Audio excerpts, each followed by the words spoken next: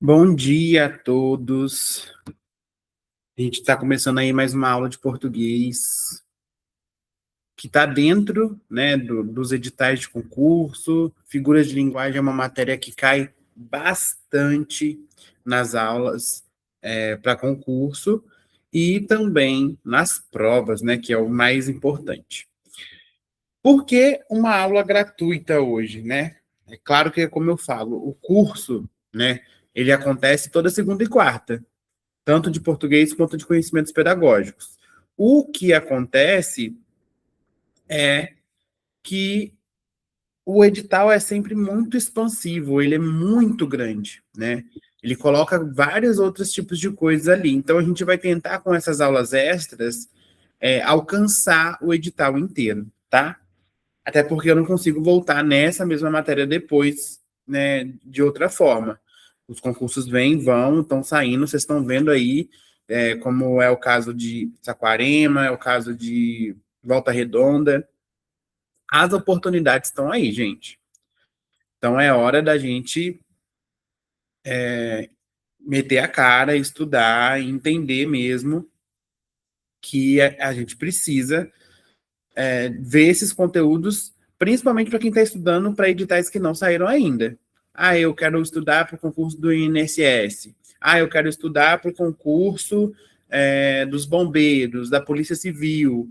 Português é uma matéria recorrente, cai bastante. Se você esperar o edital sair para estudar, é claro que você aí você não vai ser contemplado com um tempo de estudo muito grande. A gente vê aí, né, que os editais têm saído faltando 45 dias para a prova. Em 45 dias ninguém estuda. Então a gente precisa ter esse foco, tá? Principalmente o pessoal aí de Paraíba do Sul, porque a gente está aí nessa iminência do edital sair a qualquer momento. Se vocês estão vendo, né, a convocação do processo seletivo, que está sendo bem maior do que o esperado. Só de professor já foram chamados, né, de professor de área urbana, 90 professores, fora os de área rural. Então, a gente vai ter bastante convocação. Não adianta desanimar, botar o pé no freio agora, só porque o edital não saiu, tá? Então, vamos dar essa chance aí para a gente estudar, né? Vamos colocar a mão na massa. E nada melhor do que uma aulinha sábado de manhã. É claro, né, que a maioria das pessoas estão trabalhando, a maioria das pessoas, né, estão com problemas, né, às vezes não conseguem estudar nesse horário, mas vamos focar em tentar sempre, pelo menos, assistir a aula gravada depois, tá? Então, a aulinha de hoje, figuras de linguagem. Quando eu falo de figuras de linguagem, que também são chamadas de figuras de estilo, eu estou falando de recursos estilísticos usados para dar maior ênfase à comunicação e torná-la aí bem mais bonita, tá? E aí, dependendo da sua função, elas são classificadas em figuras de palavras, né, ou semânticas, figuras de pensamento, figuras de sintaxe, figuras de som ou harmonia, tá? E aí, o que é figuras de palavras ou figuras semânticas? Elas vão estar associadas ao significado das palavras. Então, eu vou ter metáfora, comparação, metonímia, catacrese, sinestesia e perífrase, tá? Figuras de pensamentos, elas trabalham aí com a combinação de ideias e pensamentos. Então, eu vou ter hipérbole, eufemismo, litote, ironia, personificação, antítese, paradoxo, gradação e apóstrofe. Figuras de sintaxe, elas vão aí interferir na estrutura gramatical, que é o caso da elipse, da zeugma, do hipérbato, do polissindeto, assindeto, anacoluto, pleonasmo, silepse e anáfora. E as figuras de som é aquilo que está ligado à sonoridade das palavras. E aí eu tenho a literação, paronomásia, assonância e onomatopeia. Claro que é muita coisa. A figura de linguagem é enorme, gigantesca. Mas vocês vão ver, durante a aula, que uma ou outra se complementa. Então, a gente consegue pensar, por exemplo, comparação e metáfora, uma mais perto da outra. E aí tem aquela coisinha mínima que distingue uma da outra. Então, com isso, é mais fácil da gente ir conhecendo e gravando, né? É, tanto esses conceitos, né, quanto o conteúdo inteiro de figuras de linguagem. Começando aí, então, pelas figuras de palavras. Então, relembrando, a figura de palavras, ela é utilizada aí para, no caso, para deixar os textos mais bonitos, né? Os textos ficam mais expressivos e eu utilizo, né, palavras e os seus significados. Começando aí pela metáfora. A metáfora, ela representa uma comparação de palavras com significados diferentes, cujo conectivo de comparação, como e tal qual, fica subtendido. Então, eu tenho uma comparação que eu não utilizo conectivos de comparação, tá? Essa é a maior diferença entre metáfora e comparação. A vida é uma nuvem que voa. Então, eu tenho uma metáfora sobre a vida. E por que, que eu não estou comparando? Porque eu não utilizei esse como na frase, mas ele fica subentendido, né? Porque é aquilo que você quer dizer, que a vida é como uma nuvem que voa, tá? Fala uma coisa romântica. Meu amor é uma caravana de rosas vagando no deserto, inefável de paixão. Uau! Agora traduz. Aí você está querendo demais. Meu amor é uma. Então não é tal qual, como. Então eu tenho ali dentro uma metáfora. Geralmente a metáfora ela aparece como uma comparação sem conectivos de comparação. Perfeito? Essa é a nossa primeira aí, figura de palavras. Caravana de rosas vagando no deserto inefável é uma metáfora sobre o amor, né? Então eu não comparei, porque ele fica subentendido ali, aquele conectivo que a gente deveria ter usado. Agora, dentro da próxima, eu já utilizo, que é o quê? É a comparação, tá? Quando eu tenho uma comparação explícita, que vai ser o contrário da metáfora, então, nesse caso, eu já utilizo conectivos de comparação. Como, assim, tal qual. Seus olhos são como jabuticabas. Acorda, Armando. Você não sabe o que o amor é como uma flor? Se não for regada e bem cuidada, ela murcha e morre? Hã? O amor é como o motor do carro, Armando. Se não trocar o óleo e não cuidar da mecânica, uma hora ele não funciona mais. Ah, entendi. Então, ela está comparando. É como. Então, eu tenho o uso do conectivo, tá? O amor é como a flor, o amor é como o motor de um carro. Dentro desse exemplo, então, eu tenho uma comparação explícita. E aí, se é explícito, qual figura de palavra que eu estou usando é a comparação, e não a metáfora, tá bom? Metonímia. A metonímia é a transposição de significados. E aí ela vai considerar a parte pelo todo e o autor pela obra. Por quê? Quando você fala, né, por exemplo, você troca, né, o nome do autor pelo livro, por exemplo, você está considerando a obra dele como se fosse o autor. E aí eu tenho uma metonímia. Costumava ler Shakespeare. Você não lia a pessoa Shakespeare, você lia as obras de Shakespeare. E aí, quando eu falo dessa forma, eu estou falando de autor pela obra. Então, é um exemplo aí de metonímia, ok?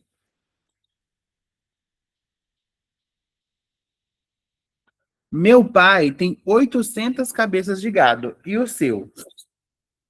O meu pai só tem um boi, mas ele tá inteirinho. Então, aqui eu considerei cabeças de gado, né, como significado para bois. É uma coisa que a gente está muito acostumado a ver, né, que se falam, principalmente nos jornais, mas que é considerar um conceito de uma parte por todo.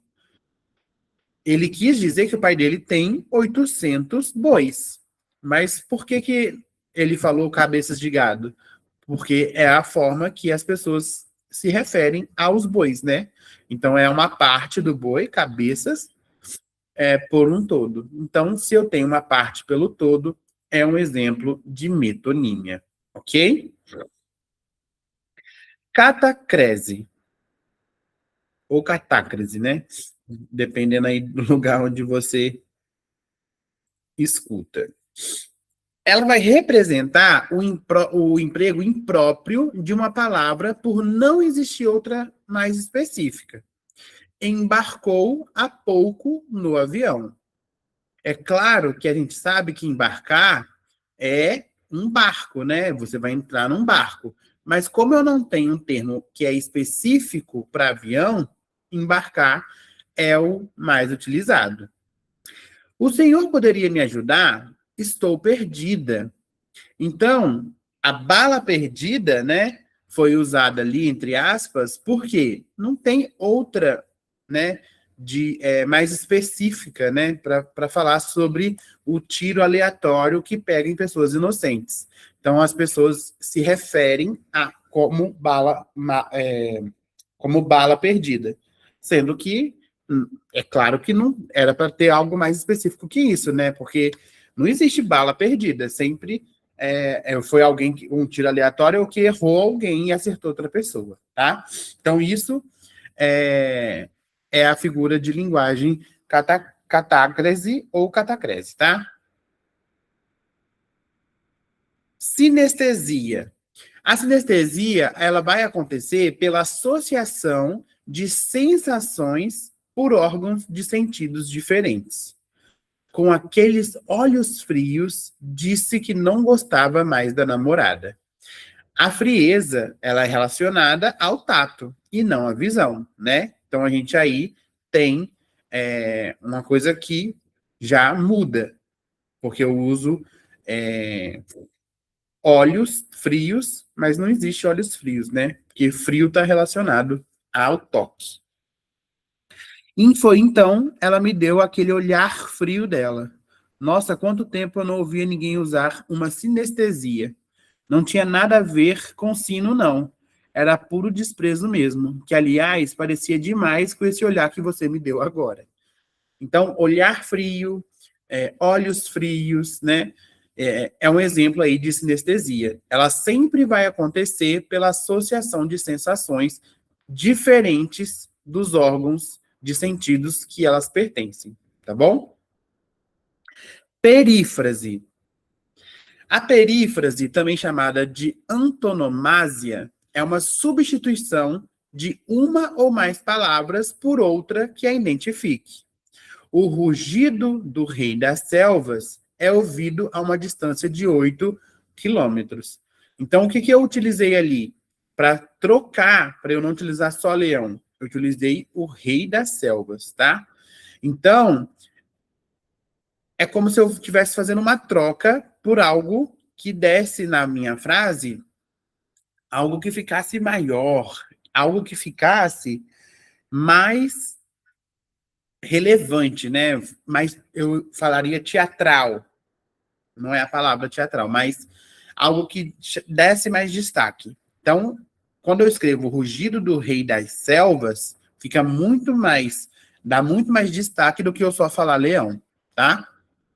E pode deixar esse guarda-chuva, porque é ali embaixo que é a Terra da Garoa. Então, a Terra da Garoa, ela foi dentro aí, né, do que a gente conhece, foi utilizada para identificar a cidade de São Paulo. Todo mundo fala que lá é a Terra da Garoa. Então, ali, né, nessa charge, ele não precisaria do guarda-chuva. Então, eu utilizo outros tipos de palavras, de títulos, para substituir uma palavra ou outra. Isso é a perífrase, ok? Então, essas foram as nossas figuras de palavras. Agora, a gente vai entrar dentro das figuras de pensamento, que também trazem várias outras figuras importantes para concurso, tá? As figuras aí de pensamento, elas vão ser usadas para tornar os textos mais expressivos, né? Então, eles ficam mais bonitos. Por quê? Porque eu utilizo ideias e pensamentos. E essa é um tipo de troca que eu também gosto de lembrar, pessoal do Enem, que geralmente a gente não utiliza, tá? Quem faz redação para convencer o leitor, redação, né, de textos discursivos, não utiliza figuras, tá, gente? Porque você deixa a pessoa ali entender o que ela quiser. E aí, se ela entende o que ela quiser, pode ser que ela não entenda o mesmo que você. Então, a gente utiliza esse tipo de texto em textos mais reflexivos, tá? Dentro do concurso é isso, ele vai querer te confundir. Então, é importante a gente sempre relembrar cada uma, principalmente essas de pensamento, porque a gente pode acabar confundindo o que aquilo quer passar para a gente e acabar errando a questão, tá? É por isso que a gente não utiliza ela em textos, porque vai de cada um entender ou não o que você está escrevendo. Então, começando pela hipérbole. A hipérbole, ela vai corresponder ao exagero de uma ideia feita de maneira intencional. Quase morri de estudar. Então, você tem a intenção, né, de exagerar aquela ideia que você estudou muito, então eu tenho uma hipérbole. Aí tem aí uma charge, uma tirinha. Tô ficando atoladinha, tô ficando atoladinha. Viu como eu canto bem? Aham. Uhum. Aposto que Elise Regina está morrendo de inveja. Eu sou sinistro. Morrendo de inveja também é uma hipérbole. A mesma coisa do morrer de estudar. Eu estou exagerando aquela sensação, né? Aquela ideia de maneira intencional, né? Às vezes para criar um tipo de ironia, para criar um tipo de deboche mesmo. Então, eu utilizo muito a hipérbole para isso, ok?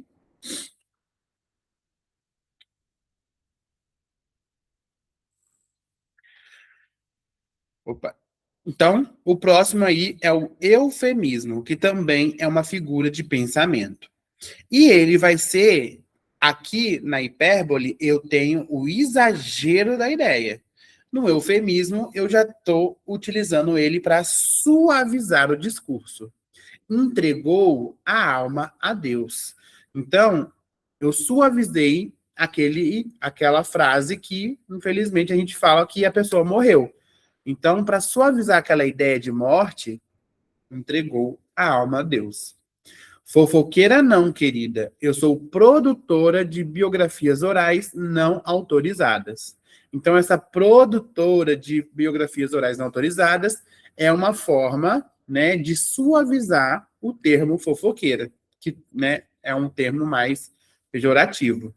Então, tudo que for feito para suavizar, quando a gente escreve, eu tenho um exemplo de eufemismo, ok? Litote. Então, essa figura de pensamento, ela vai representar uma forma de suavizar uma ideia, e aí ela vai se assemelhar ao eufemismo, bem como vai ser a oposição da hipérbole, tá? Não é que sejam más companhias, disse o filho à mãe. Então, aí eu já tenho essa marcação, né? De você pegar aquilo e dizer literalmente algo que é menos pior do que você gostaria de dizer. É diferente aqui do eufemismo, que aí eu troco a frase completamente por outra para suavizar. tá? Aqui eu digo uma coisa bem maquiada, essa é a palavra. A gente maqueia para que fique mais bonitinho. Nerdzinho, o que você acha do meu desenho? Acho que você deveria aperfeiçoar essa técnica. Então, o que ele queria dizer, na verdade, é que tá horrível, né? Mas eu tenho aí uma coisa, eu utilizei uma frase mais bonita para que, para que eu não dissesse ali o que ele queria dizer mesmo, né? Então, percebam que mesmo se assemelhando ao eufemismo, é diferente, tá? Porque eu estou utilizando aqui palavras nossas, minhas, diretas, para suavizar o que eu queria dizer e não trocando igual o eufemismo faz, tá? Aqui, se fosse eufemismo, ele poderia estar falando que ele podia falar assim, tá muito diferente. Esse diferente aqui seria um eufemismo, né? Para não dizer que estava ruim. Aí, no caso aqui, litote, por quê?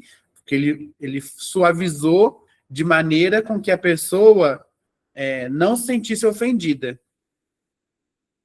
No caso do eufemismo, a pessoa vai entender que a outra morreu. Vai ser triste do mesmo jeito, só suavizou a fala, tá bom?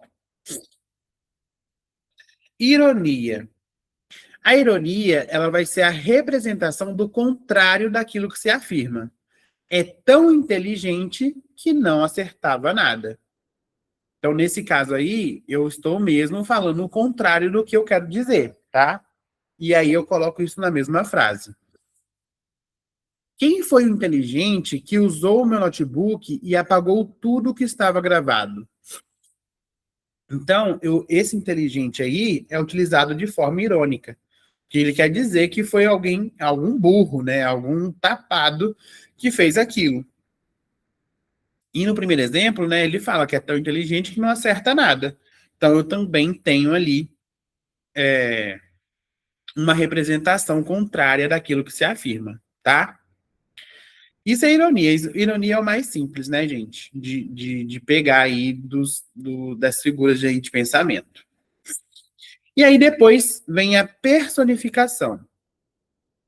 A personificação, ela vai ser a atribuição de qualidades e sentimentos humanos aos objetos ou seres irracionais.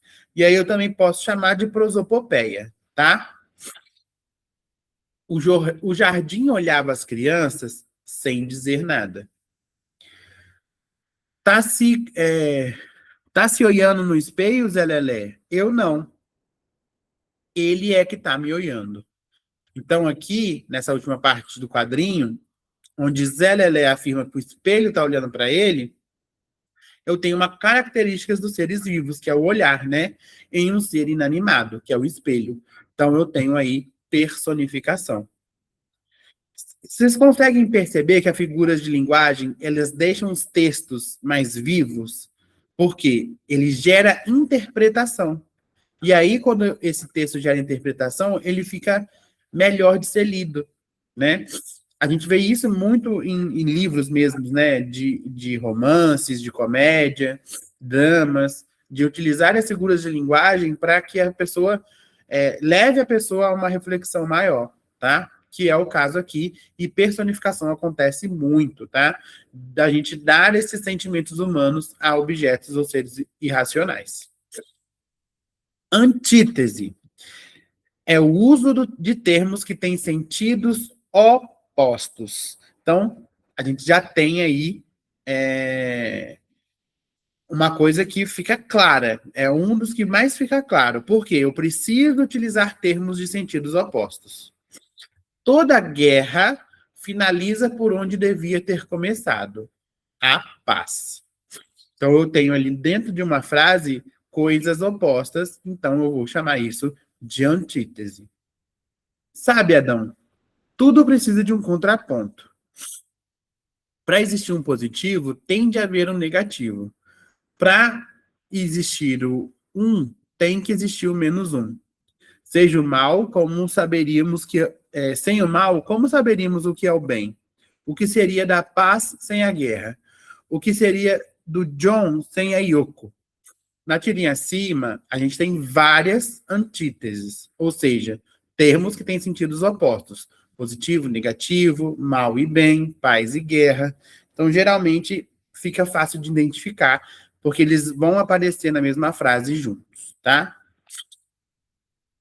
Agora, sobre o paradoxo. O paradoxo representa o uso de ideias que têm sentidos opostos, não apenas de termos, né? Que é o caso da antítese. Estou cego de amor e vejo o quanto isso é bom. Como que é possível um cego ver, né? Não é possível. Então, eu tenho aí esse paradoxo, tá? As ideias têm sentidos opostos, total, não só as palavras, tá? Porque quando eu falo lá paz e guerra, eu tenho palavras que são opostas, mas a frase está escrita certinha. Aqui eu já tenho essa frase inteira sendo oposta, tá? Estou cego de amor e vejo o quanto isso é bom. Não tem como o cego ver. Toda certeza é relativa. Tem certeza, professor? Absoluta.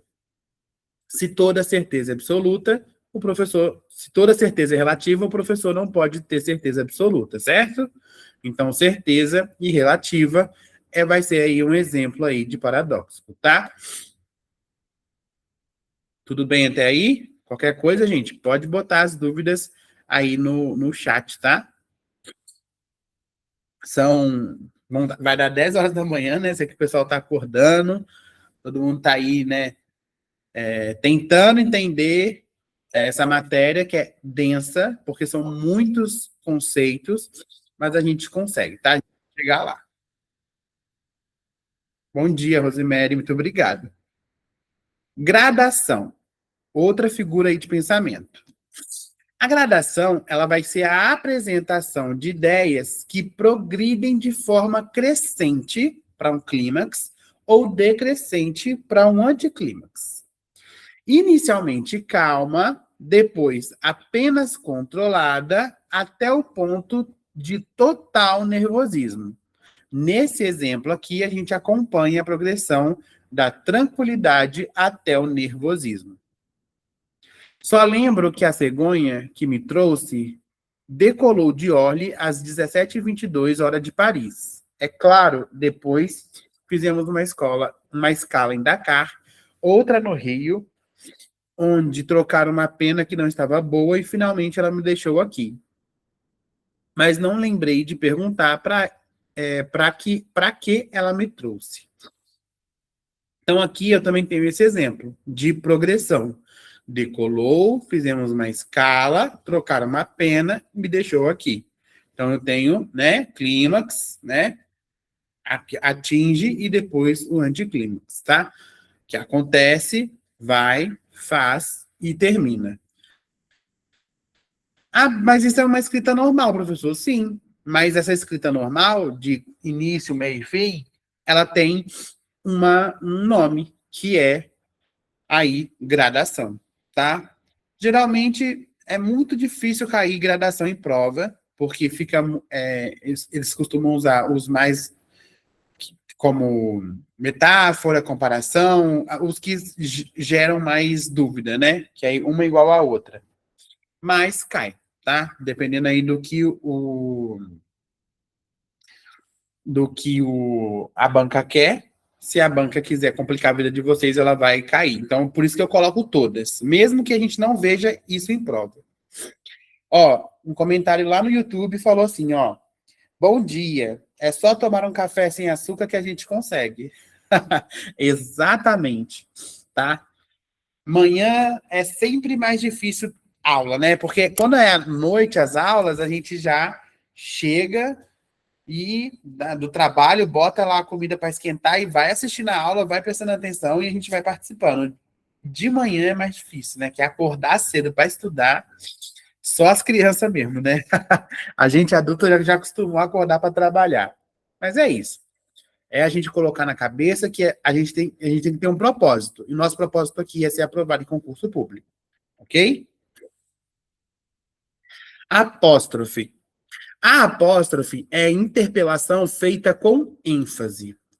Ó céus, é preciso chover mais? Então, eu tenho essa interpelação dentro da minha frase, tá? Que vai dar o quê? Uma ênfase no que eu estou falando.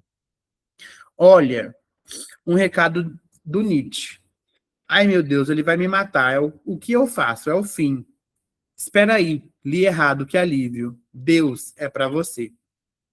Na tirinha acima, notamos a ênfase no segundo quadrinho. Ai, meu Deus, o que eu faço é o fim.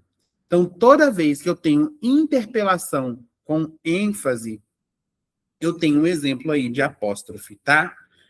Mais um caso aí da gradação. É apenas a escrita comum, normal, você está escrevendo. Interpelou, mas a gente dá um nome, tá? E esse nome nas figuras de pensamento, né? Em figuras de linguagem, é apóstrofe. Então, essas foram as nossas figuras de pensamento. Agora a gente vai para as figuras de sintaxe, né? As figuras de construção.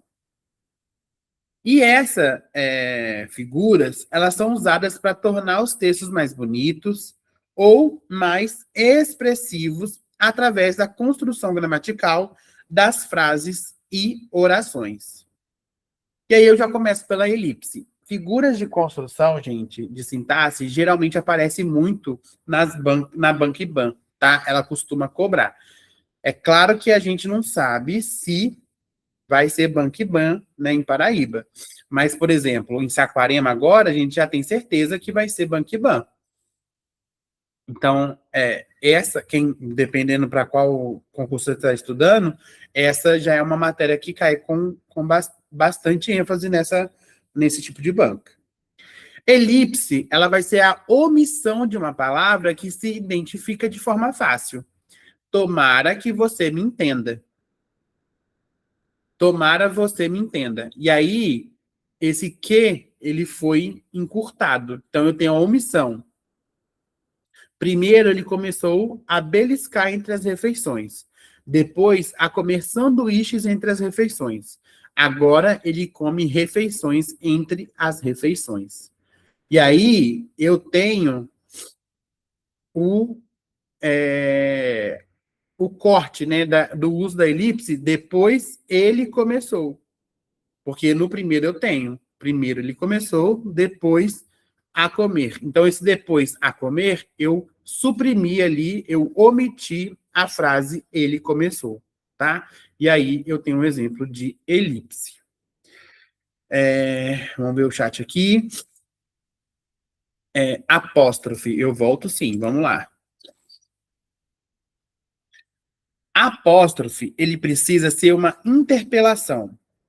Então, se eu tenho ali algo que vai chamar a atenção com mais ênfase, que é o caso, por exemplo, do por favor, pelo amor de Deus, ó céus, tudo, e depois iniciar a oração, eu tenho um exemplo de apóstrofe.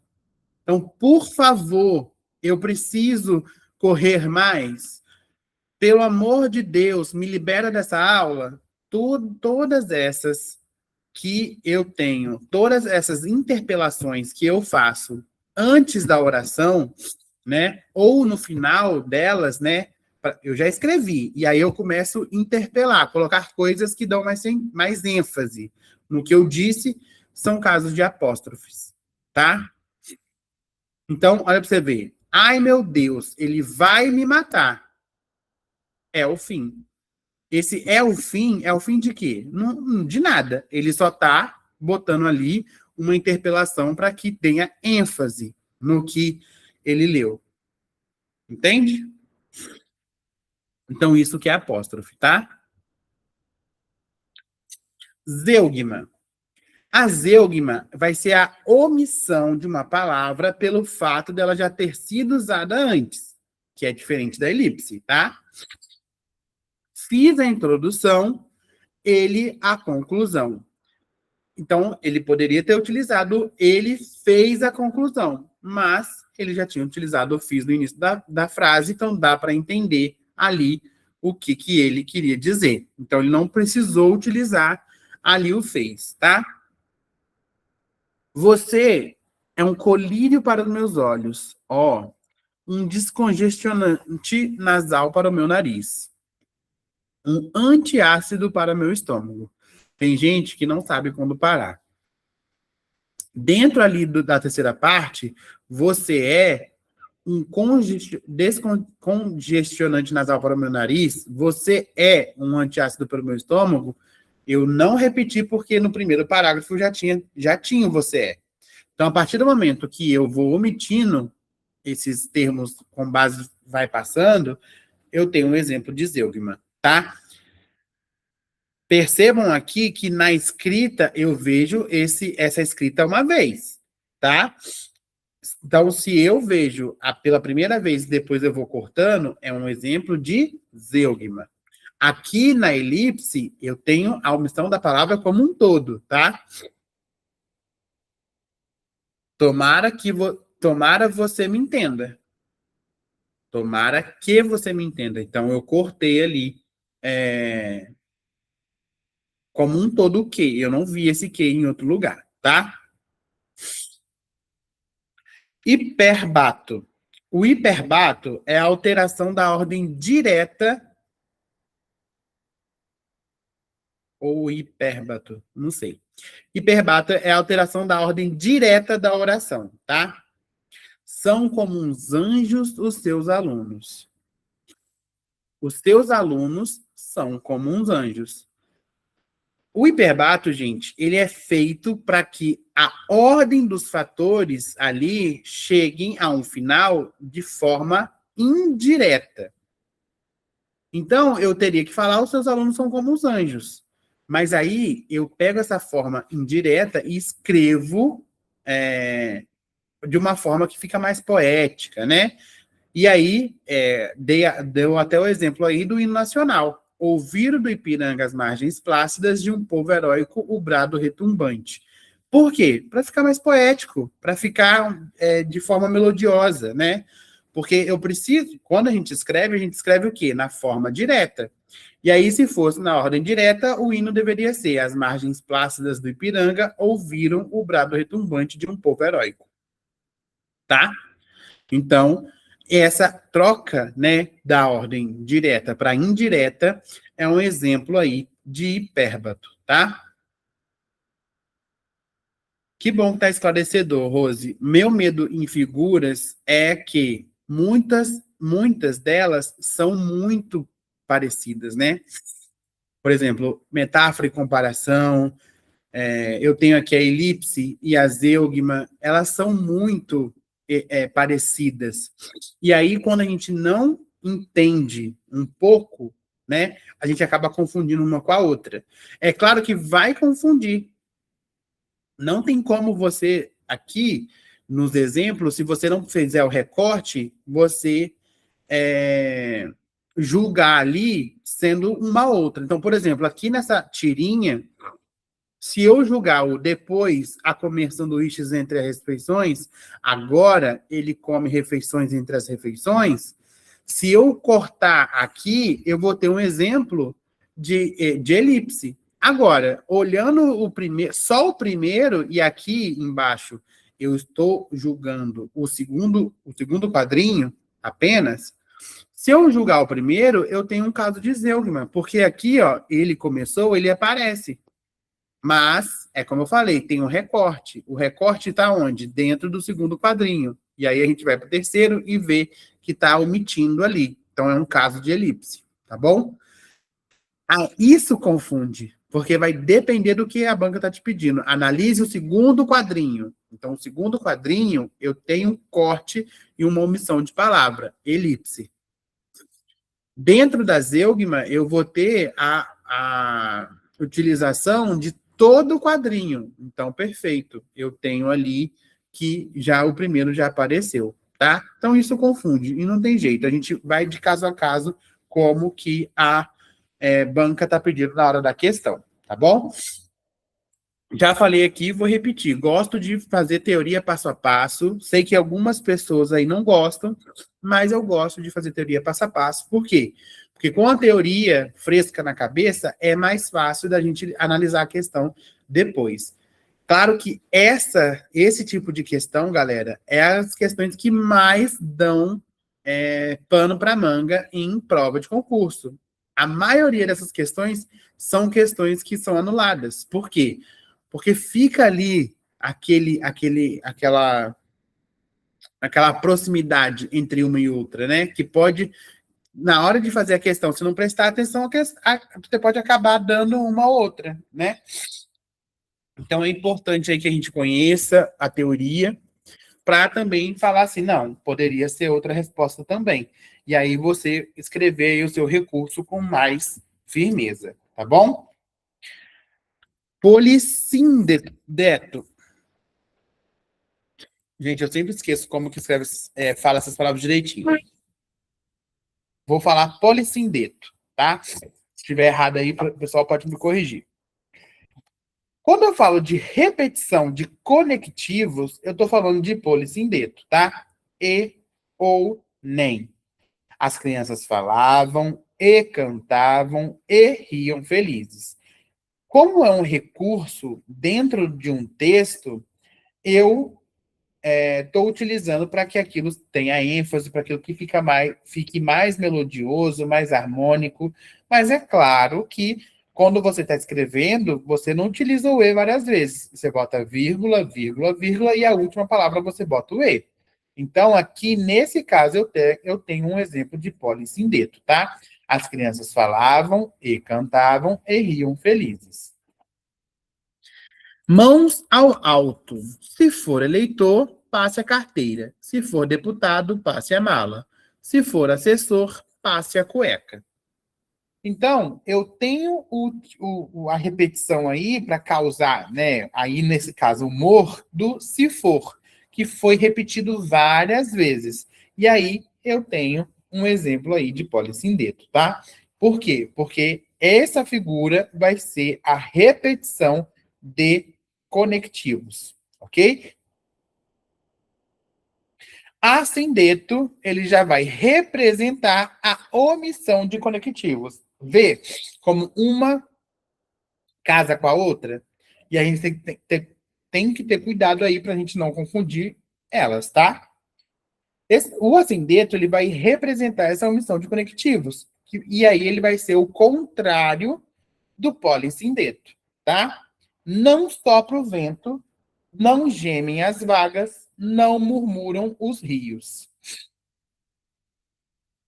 A tua raça de aventura quis ter a terra, o céu, o mar. A tua raça quer partir, guerrear, sofrer, vencer, voltar. Aqui, é claro que é para ficar harmonioso, né? Não sopra o vento, não geme as vagas. Aqui deveria ter o e, não murmuram os rios. Não coloco porque eu estou colocando aí algo, provavelmente numa poesia, como a gente pode ver aqui o caso da Cecília Meirelles, né? Guerrear, sofrer, vencer e voltar, mas não tem o e. Então, se eu tenho aí uma omissão de conectivos, eu estou usando a figura de construção, né, de sintaxe assim dentro, tá? Anacoluto vai ser a mudança repentina na estrutura da frase. Eu parece que estou ficando zonzo. É claro que a estrutura normal vai ser parece que eu estou ficando zonzo. Porque ali ele quer mostrar que a pessoa já está zonza, está confundindo. Então, eu utilizo isso dentro de um texto para dar essa ideia, né? E aí, eu chamo essa figura de linguagem de anacoluto, ok? Entrega de pizza, olha aí. Quando eu tenho, né, Magali, comer é o que ela mais gosta de fazer, a estrutura normal seria o que a Magali mais gosta de fazer é comer. Mas, dentro da escrita, né, Magali comer é o que ela mais gosta de fazer, é para que a gente entenda que aquilo é um exagero, né? Magali comer, né, é quase uma comparação, né? Então, ali dentro, ele é feito para, né, a pessoa entender que é um exagero mesmo. Magali comer é um exagero. Eu parece que estou zonzo é um exagero. Por quê? Porque a pessoa já está zonza dentro daquela escrita. Então, a gente vai utilizar esse recurso aí dentro mesmo dos textos escritos para dar essa ideia de que ou a pessoa já está zonza ou a Magali, a gente já sabe que comer e Magali é uma coisa só. Tá bom? Pleonasmo. Pleonasmo também costuma cair bastante em prova de concurso, tá? Pleonasmo vai ser a repetição da palavra ou da ideia contida nela para intensificar o significado. A mim, me parece que isso está errado. Que, no caso, é um erro nosso, né? Todo mundo, a maioria das pessoas fala assim, mas o certo é, parece-me que isso está errado. Saia para fora, Rex. Ela te enxotou com pleonasmo? Impossível, ela não seria capaz. Então, o que era? Entendi, levar a saia para fora. Então, o saia para fora é um pleonasmo, uma vez que o verbo sair já significa para fora. E aí a gente sempre vai ter, né, o subir para cima, descer para baixo, normal. E muita gente fala isso, inclusive eu, tá? Se a gente não se policiar, a gente fala.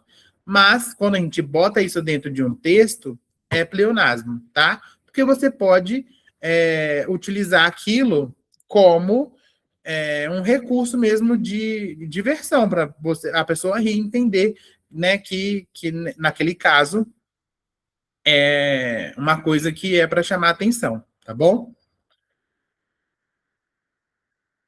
Silepse é a concordância com a ideia que se pretende transmitir e não com o que está implícito, tá? E aí eu vou ter silepse de gênero, de número e de pessoa. Vivemos da bonita e agitada São Paulo. Então eu tenho aí uma silepse de gênero. Por quê? Porque eu teria que falar do agitada cidade de São Paulo. A maioria das clientes ficaram insatisfeitas com o produto. E aí, eu tenho uma silepse de número porque eu deveria colocar que a maioria dos clientes ficou insatisfeita com o produto.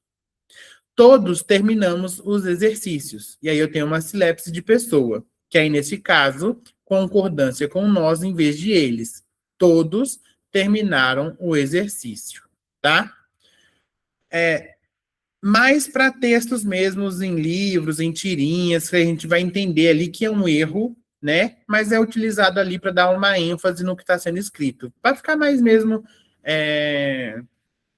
de forma que você reflita sobre o que está sendo escrito, tá? Fiquei sabendo que mais da metade da população mundial somos crianças. E qual é a vantagem? Agora nenhuma, mas daqui a 30 anos, nós é que vamos fazer coisas e ocupar cargos. Nós, as crianças, vamos ter o mundo nas mãos. Ô, cara, daqui a 30 anos não vamos mais ser crianças. Então, ali, a gente tem também um caso de silepse, tá? E aí, a silepse de pessoa. Mais da metade da população mundial somos crianças. E crianças vamos ter o mundo nas mãos. Está errada essa escrita, mas como a gente está utilizando para dar uma ênfase, a gente utiliza, né, essa figura aí de construção silepse, ok? Anáfora. Anáfora também costuma cair muito em concurso. Anáfora vai ser a repetição de uma ou mais palavras de forma regular. Se você sair, se você ficar, se você quiser esperar, se você qualquer coisa, eu estarei aqui sempre para você. Esse é um exemplo perfeito, tá? Porque eu estou utilizando repetição de palavras, não é de conectivos, hein? O outro lá era repetição de conectivos. Aqui é repetição de uma ou mais palavras, ok? Doutor, eu estou com falta de ar. Só, pois esse hospital está com falta de leito, falta de médico, falta de medicamento, falta de verba. Então, eu tenho muitas repetições do termo falta, e aí eu tenho aí o exemplo de anáfora, tá? Cuidado aqui para a gente não confundir o polissindeto, tá? Que também vai ser repetição, mas é repetição de conectivos. Perfeito? Todos eles, gente, vão lembrar um ou outro. Essa é o maior problema que a gente tem dentro de figuras de linguagem. Por isso que é uma matéria muito grande, muito extensa. Figuras de som. As figuras de som, elas vão ser usadas para tornar os textos mais bonitos ou mais expressivos, e aí eu vou utilizar a sonoridade das palavras, tá? E aí eu começo pela aliteração. A aliteração, ela vai ser a repetição de sons consonantais. Chove, chuva, chove sem parar. Então, esse sh, repetindo várias vezes, né, para formar uma sonoridade, como eles são consoantes, eu tenho uma aliteração, tá? O rato roeu a roupa do rei de Roma. Cebolinha, você aprendeu a falar?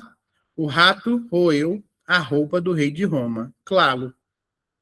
Então, eu tenho esse R repetindo aí várias vezes, em um rato roeu a roupa do rei de Roma, é um exemplo de aliteração também. Veja que é dentro da escrita também, de forma aí melodiosa, de uma forma aí mais harmônica, que é para geralmente dar essa ênfase aí de escrita, e aí eu tenho uma figura aí de som, que nesse caso vai ser a aliteração. Paronomásia vai ser a repetição de palavras cujos sons são parecidos. O cavaleiro, muito cavalheiro, conquistou a donzela, né? Que é o homem que anda a cavalo, que conquistou a donzela, que é o cavalheiro, homem gentil, tá? Jogador, perdi o pênalti por causa da grama. Perdi o escrúpulo por causa da grana. E aí é o político, né? Grama e grana não é a mesma coisa, mas tem sons parecidos, tá? E aí eu tenho um exemplo de paronomásia, porque foram usados termos que possuem sons parecidos. Perfeito? A assonância, ela já vai ser ali a repetição de sons vocálicos. O que o vago e incógnito desejo de ser eu mesmo, de meu ser me deu. Então, eu tenho ali sons de vogais que se repetem, né? Minha mãe amassa. Amassa só? Sim, amassa só e salga a massa. A massa se amassa na mesa. A massa é sã. Sim, essa massa é sã. O bom de ir para a escola é que a gente pode ter conversas literárias. Essa repetição do ar, tá vendo? Massa, salga, massa. Para eu escrever, ela vai ser aí um exemplo de assonância, tá? Toda vez que eu tenho escrita proposital, né, e aí a gente vai ver muito isso em tirinhas, charges, poemas, poesias, é um tipo de figura de linguagem. Na nossa escrita, a gente não vai escrever assim, né, à toa, só para escrever. Você não vai escrever um bilhete e mandar ali para alguma pessoa usando uma figura de linguagem ali à toa. Não, você precisa ter uma intenção. E nesses textos a intenção é essa, é fazer uma coisa melodiosa, harmônica. E nesse caso aí dessa tirinha foi isso.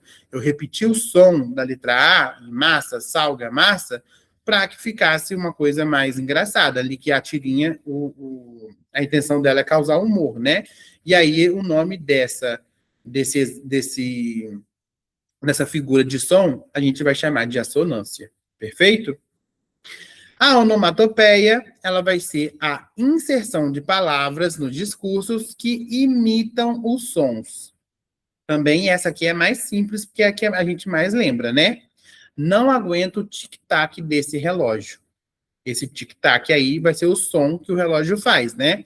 E aí eu transformo esse som em palavra. Bum, bum, bum. Cebolinha, quer parar de fazer barulho? Buá, buá. Então, eu tenho sons, né? Um do tambor batendo e o outro do cebolinha chorando, né? Então, também vai ser um tipo de figuras de som, que aí, nesse caso, chama onomatopeia. É o mais simples, tá? Então, resumindo, as figuras de palavras, elas vão produzir maior expressividade à comunicação através das palavras. Então, eu tenho metáfora, comparação, metonímia, catacrese, sinestesia, perífrase ou antonomásia. Figuras de pensamento, elas produzem maior expressividade à comunicação através de combinação de ideias e pensamentos. E aí eu vou ter a hipérbole, o eufemismo, litote, ironia, personificação ou prosopopeia, antítese, paradoxo ou gradação. E o apóstrofe, tá? Figuras de sintaxe ou figuras de construção, elas vão produzir maior expressividade à comunicação. Então, eu vou ter ali inversão, repetição, omissão de termos, tá? Que é o caso da elipse, do pleonasmo, da zeugma, do hipérbato, da silepse, polissindeto, assindeto, anacoluto e anáfora. E as figuras de som, elas vão produzir maior expressividade através aí da sonoridade, que é o caso da literação, da paronomásia, da assonância e da onomatopeia. Perfeito? É claro que com base, gente, nas revisões que a gente for fazendo, de questões de concurso que a gente for fazendo, a gente vai ter aulas de revisão mais para frente. Dentro das questões, a gente explora cada uma delas especificamente, tá? Fica mais fácil quando a gente olha ela dentro da questão, porque a gente vai ter aí o recorte. E aí, tendo um recorte muito melhor de se trabalhar e de responder, tá bom? Então, essa foi a nossa teoria. Então, eu vou fechar aqui para eu poder abrir aqui o simulado. Só um minutinho.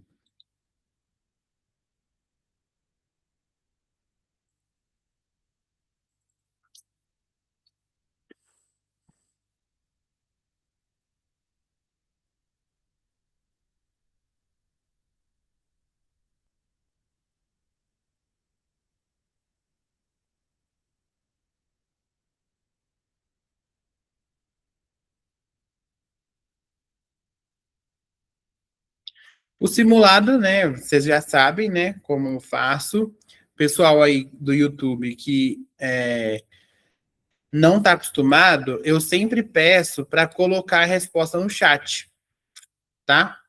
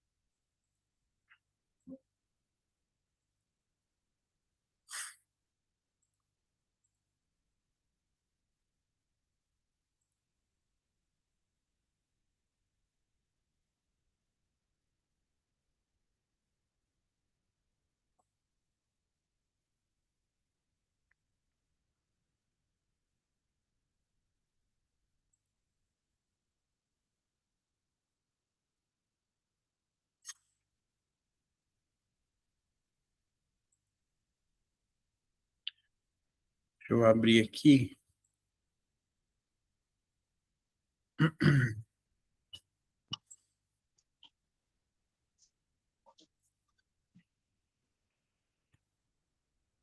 Tá no PDF de vocês também, tá, gente? É que eu fiz um slide com as respostas, que aí fica mais simples para mim.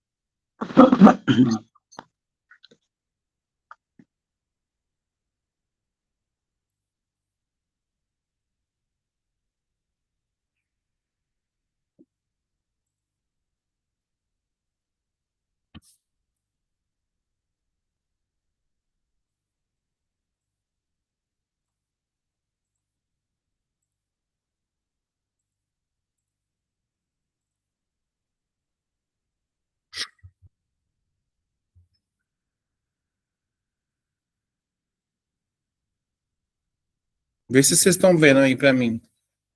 Manda só assim, sim, tô vendo, para mim, para eu saber.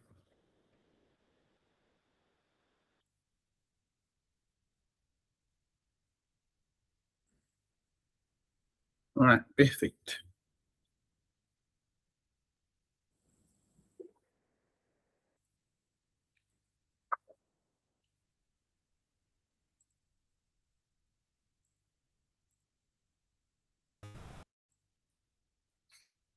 Então, como eu falei, né, para quem não está acostumado, lembrando, coloquem a resposta no chat para mim. Caso de dúvidas, a gente pode conversar, vocês falem comigo, podem perguntar, tá bom? O importante aqui é que a gente tire as dúvidas aqui mesmo, tá? Então vamos lá para a questão número 1.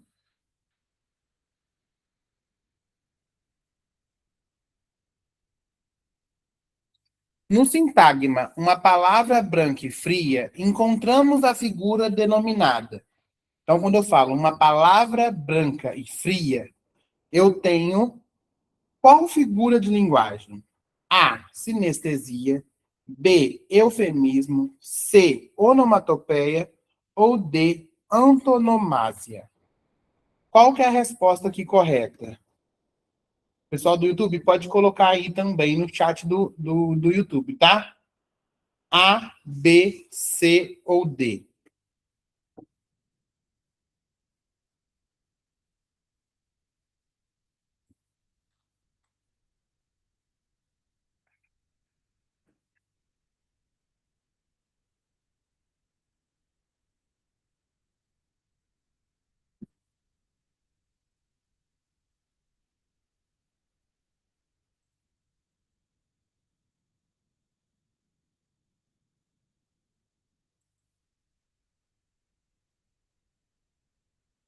Eu vou explicar também para vocês depois porque as outras estão incorretas, tá, gente?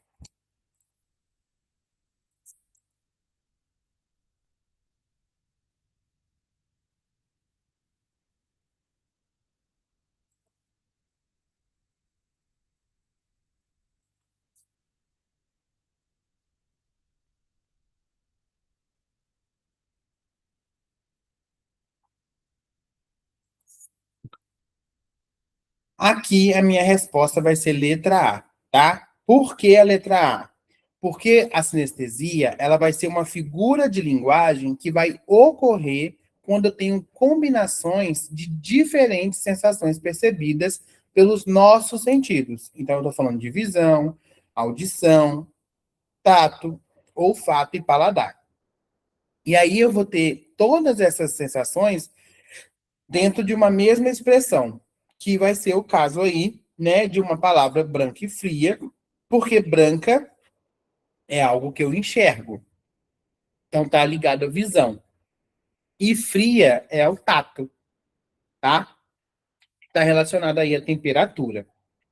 Por que que não pode ser letra B, eufemismo? Porque o eufemismo, ele é para suavizar uma palavra, uma ideia desagradável ou negativa. Ele partiu em vez de morreu. A onomatopeia, ela vai ser a reprodução de sons, que é o exemplo do tic-tac, do miau, au au. E aí eu vou escrever aquilo dentro da escrita da frase, tá? E a D, a antonomásia, também não pode ser, porque a antonomásia é a substituição de um nome por uma característica ou um título, né? Lá na teoria eu usei o quê? O rei da selva, mas eu poderia também falar o rei do futebol para se referir ao Pelé, tá?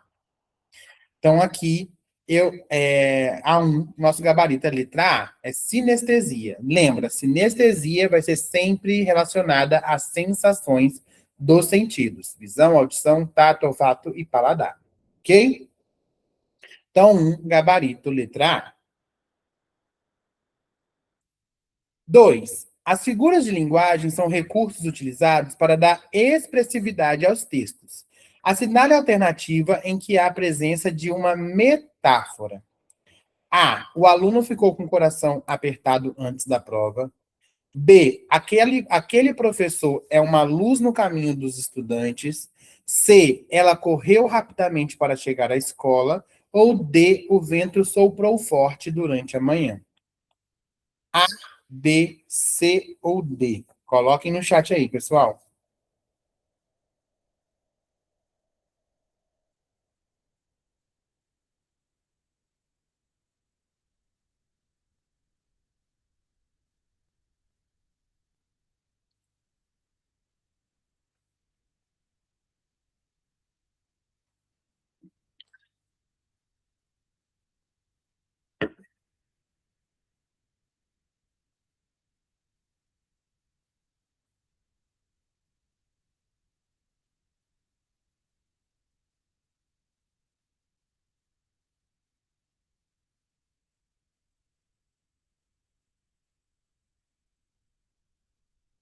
Essa é fácil, hein, galera?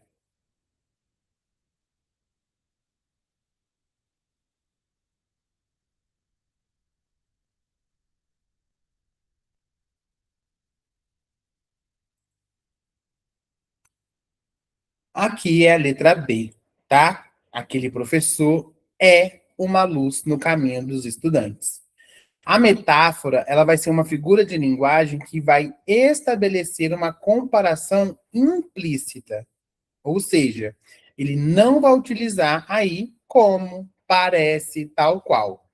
Vai aproximar ideias diferentes por meio de uma característica em comum.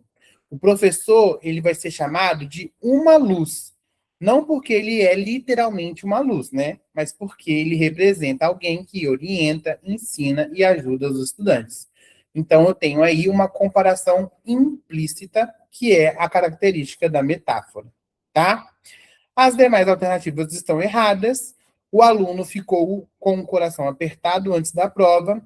Ela apresenta uma expressão de sentido figurado relacionada a uma sessão, uma sensação de ansiedade, mas o destaque que a gente precisa dar é daquela comparação direta, que é o caso, que não é o caso aí da letra A, tá? Ela correu rapidamente para chegar na escola, linguagem literal, e letra D, o vento soprou forte durante a manhã, linguagem literal também. Então, nosso gabarito dá 2, letra B. 3. Na frase, as paredes da escola ouviram todas as histórias dos alunos durante o ano letivo, a figura de linguagem presente é A, hipérbole, B, ironia, C, personificação ou D, eufemismo. A, B, C ou D?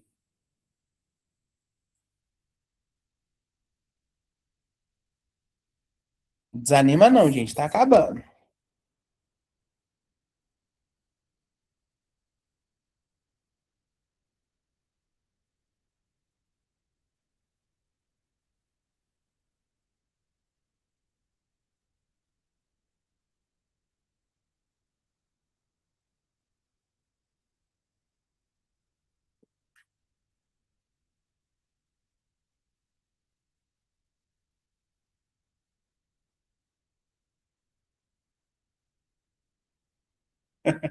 A gente confunde mesmo, é assim. Porque as, as palavras, infelizmente, você vê, Leonardo, tenho dificuldade de falar o nome, né, de cada uma. Imagina a gente que está aprendendo pela primeira vez. Então, gravar esses conceitos, você até lembra, né? Mas, às vezes, a gente esquece mesmo o que cada uma significa. É muita palavra e são palavras que a gente não utiliza no dia a dia. Então, gera dúvida mesmo, tá? Aqui, gente, nosso gabarito é letra C, tá? Por quê? Eu tenho um exemplo de prosopopeia, de personificação, que vai ser aquela figura de linguagem que atribui características ou sentimentos a ações humanas e a seres não humanos ou objetos, tá? As paredes da escola ouviram todas as histórias dos alunos durante o ano letivo. As paredes recebem a capacidade de ouvir, que é uma ação própria dos seres humanos. Por isso, ocorre a personificação, tá? Análise aí das demais alternativas. A hipérbole, letra A, não pode ser, porque a hipérbole, ela ocorre quando há um exagero intencional. Esperei uma eternidade por você. É um exagero, porque eternidade é quase que para sempre, né? Ninguém ficou lá para sempre, né? Esperando. Letra B, ironia, que vai acontecer quando se diz algo querendo expressar uma ideia diferente, geralmente com crítica e humor. Também não é o caso da frase da número 3. E a letra D não pode ser eufemismo, porque o eufemismo, lembrem, é para suavizar uma expressão considerada desagradável. Que eu falo que ele partiu em vez de ele morreu, tá? Então, aqui eu estou dando características humanas a objetos inanimados. Então, o nosso gabarito da 3, letra C. 4. Assinale a alternativa em que ocorre o uso de hipérbole. A. Estou morrendo de fome depois da aula. B. O estudante organizou seus materiais. C. A sala estava silenciosa durante a atividade. Ou D. A professora explicou o conteúdo com clareza. A, B, C ou D. Acabei de explicar sobre hipérbole, né, gente?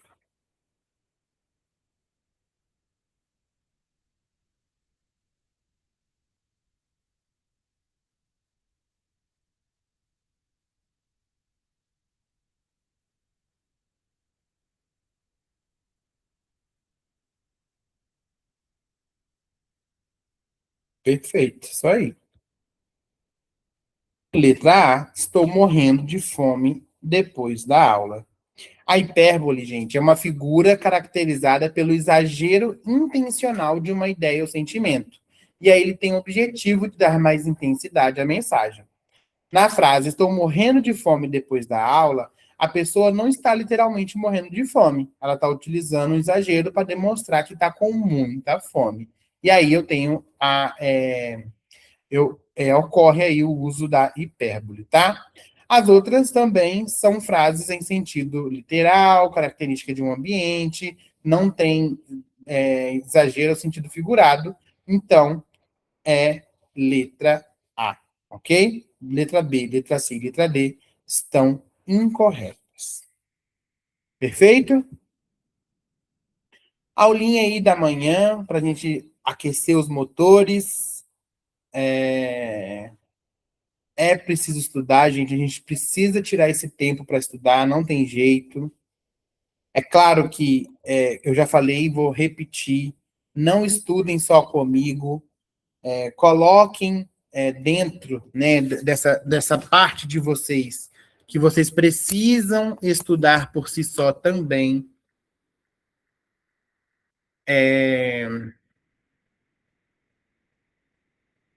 O concurso, ele é um desafio. E quando a gente tem desafios, a gente precisa ir com todas as armas que nós temos. Vocês estão saindo na frente estudando agora.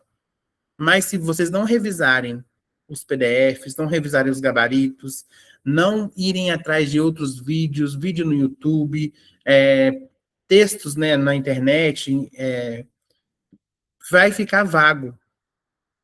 Estudar precisa ter uma prática. E aqui, quem faz os dois cursos já está saindo na frente, né? Que já tem 2 dias de estudos. Hoje, quem assistiu a aula hoje já sai mais na frente ainda, que foram 3 dias de estudos em uma semana. Mas a gente precisa fazer sacrifícios. Eu sei que às vezes a gente queria estar num piquenique no horto, a gente queria estar passeando, a gente queria dormir um pouquinho até mais tarde, mas façam dos estudos uma rotina. Só assim a gente vai ser aprovado em concurso público, tá bom?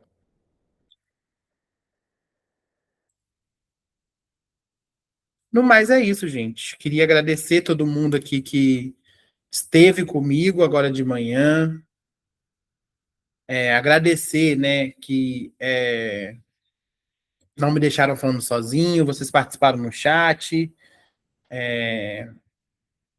Com certeza, semana que vem nós temos mais aula. Quem faz parte do curso tem aula segunda e quarta, não esqueçam. E continuem estudando, tá?